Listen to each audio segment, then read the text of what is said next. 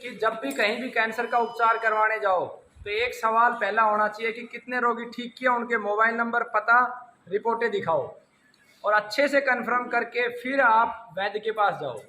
क्योंकि हमारी जो प्राचीन संस्कृति थी, सनातन संस्कृति, वहाँ पे कुछ ऐसे विषय थे जो जीवन से और ज्ञान से संबंध रखते थे, उनको कभी भी व्यापार से नहीं जोड़ा हम लोगों ने।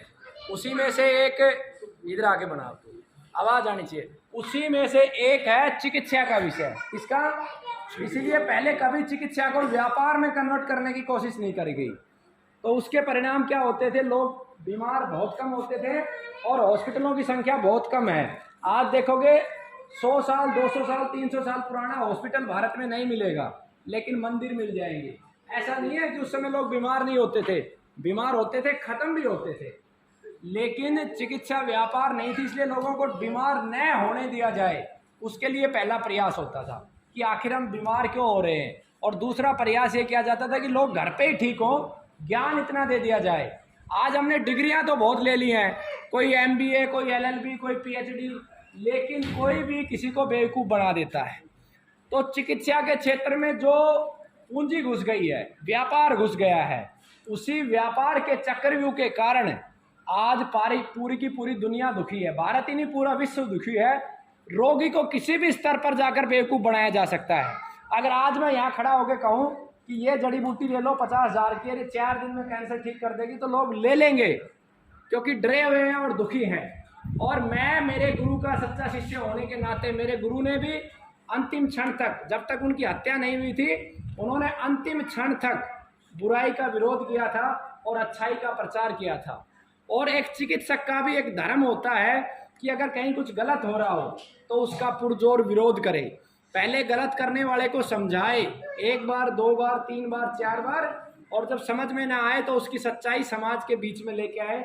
जैसे डाइट के बारे में मैंने बताया, DIP डाइट से मेरे को आज तक एक भी कैंसर रोगी ठीक हुआ नहीं मिला, जबकि उनकी वीडियो करोड़ों लोग देखते हैं और उनको भगवान मानते हैं।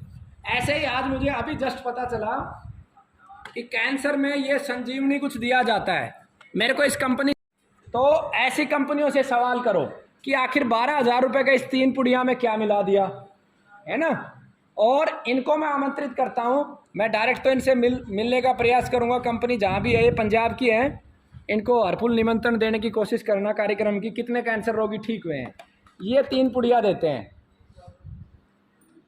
तो आप जितना बेवकूफ़ बनोगे जितने ही आप बनाए जाओगे। मैं भी आपको बेवकूफ़ बना सकता हूँ, बाकी लोग भी आपको बेवकूफ़ बना सकते हैं। ऐसे अनेकों उत्पाद आएंगे आयुर्वेद के नाम पर आपको बेवकूफ़ बनाने के लिए। तो आपको बस सवाल खड़ा करना है, कितने रोगी ठीक हुए, बताओ कितने हुए। ठीक हुए तो आप उस प्रतियोगिता में क्यों नहीं जाते, वो कहेगा कि मैं क्यों जाऊँ। तो उसको बोलना, क्या तुम ज़्यादा रोगियों को ठीक नहीं करना चाहते। वहाँ पे जब देश भर के वैद्य एक साथ इकट्ठा हो रहे हैं, ज्ञान का आदान प्रदान करना चाह रहे हैं, तो तुम क्यों नहीं जाना चाहते। तुम्हारे 5 हुए तो तुम, एक वैद्य की भूख होती है ना, मेरे ज़्यादातर लोग ठीक हो। यही तो वैद्य की एक वो होती है ना, ये फॉर्मुलेटेड इन USA। ये भी देखो, ये USA में बनाया गया है। एक और बात बता दूं, भारत के अंदर केवल भारत की जड़ी बूटियां सबसे अच्छा काम करेंगी। तो ये विदेशी लोग पहले भी बेवकूफ़ बना बना के लूट के गए, हमारे देश को आगे भी लूट रहे हैं अब कंपनियों के माध्यम से और अन्य माध्यमों से।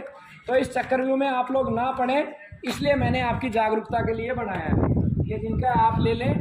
कैंसर अभी तक पूरी दुनिया में 100% उपचार कैंसर का कहीं नहीं है। हम भी केवल प्रयास कर रहे हैं ज़्यादा से ज़्यादा लोगों को ठीक करने का। हमारे यहाँ भी 50 से 70% लोग ही ठीक होते हैं, सारे नहीं होते हैं। लेकिन संतुष्टि इस बात की है कि 2 बार जो 20 साल पुरानी संस्थाएं थी, उनसे भी ज़्यादा रोगी ठीक करके दिखाएं। और तीसरी बार आप सवाल रेज करो जहाँ से भी आए हो कि भाई जाओ 30 नवंबर को हरिद्वार में अपने रोगी दिखाओ जो ठीक किए हैं और ज्ञान प्राप्त करके आओ। ठीक है ना। ठीक है, बहुत बहुत धन्यवाद।